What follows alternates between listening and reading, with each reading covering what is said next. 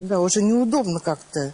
Что значит неудобно? В конце концов, храп – это такое же заболевание, в общем. Да, заболевание. И есть как бы методики, которые позволяют с ним бороться. Мы сегодня об этом обязательно поговорим. И, надеюсь, вы найдете какую-то свою, которая вам поможет.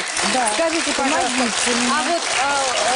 вы заметили, как вы больше храпите? Когда вы спите на спине или в любом положении? На боку. Нет, я стараюсь ложиться на правый бок. На правом боку я... Не храпите? Нет, по-моему, не храплю. Я попросила маму проследить за мной. Нет, я не храплю на правом боку. То есть или на левом, или на спине, да? Да. Геннадий Петрович, а давайте мы пригласим к нашему разговору Михаила Щетинина. Это врач-инструктор по дыхательной гимнастике. Может быть, у него есть для вас какая-то помощь? Здравствуйте. Здравствуйте. День добрый, здрасте. Здравствуйте, Геннадий Петрович. Значит, я должен сказать, что те, кто занимается стрельниковской дыхательной гимнастикой, никогда не страдают бессонницей и никогда не храпят. Ибо при шумном вдохе носом массируется носоглотка, массируется небная занавеска, массируется так называемая небно-подбородочная мышца, и таким образом ликвидируется храп. Михаил Николаевич, вот Леночка, смотрите, ведь можно не я все задам знают, вопрос? что такое гимнастика Стрельниковой. Можете в двух словах рассказать? Можно. Эта гимнастика тренирует только вдох. Короткий, как хлопок. Скажите, хлопок можно потянуть? Нет, он короткий. Как выстрел, как укол. Вот такой же вдох.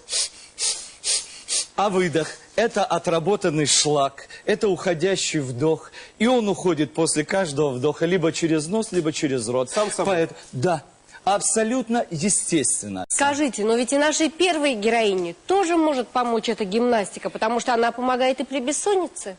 Конечно. Тогда давайте двоих героинь все-таки мы Конечно, прошу поднимем вас. и научим их, что Прошу нужно вас. делать. Встали вот так вот, рядышком, да, справа и слева. Вот самое первое упражнение разминочное. Показали ладошки зрителю. Вот давайте мы покажем ладошки зрителю. Будете да? делать с нами. По 2 раза. И вам поможет. Вставайте. Будем сжимать в ладошки в кулачки и шмыгать носиком, да? Давайте. 2 раза. Начали. 1, 2, стоп. Хорошо. Еще раз. Начали. 1, 2, стоп. Это можно делать когда угодно. Утром любое время. встали, в любое время. Утром. Вы только-только проснулись. И вот, пожалуйста, шмыгаем носиком. При шумном вдохе носом кора головного мозга предельно насыщается кислородом. Не надо пугаться, можно делать сидя. Следующее упражнение – знаменитый стрельниковский вдох на сжатие грудной клетки. Я вам покажу. Вот приготовили, руки согнули в локтях. И в момент вдоха делаем не так, как нас учили всегда, да? А наоборот, сжимаем грудную клетку и воздух толчком посылаем на предельную глубину легких.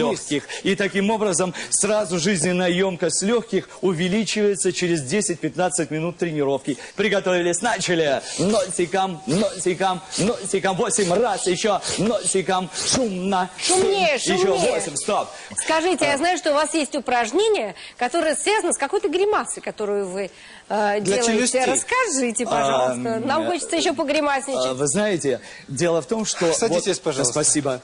Дело в том, что небно-подбородочная мышца рефлекторно связана с диафрагмой. А диафрагма, как вы знаете, самая главная мышца из всех, участвующих и в дыхании, и в звукообразовании. Поэтому тренировать нужно диафрагму.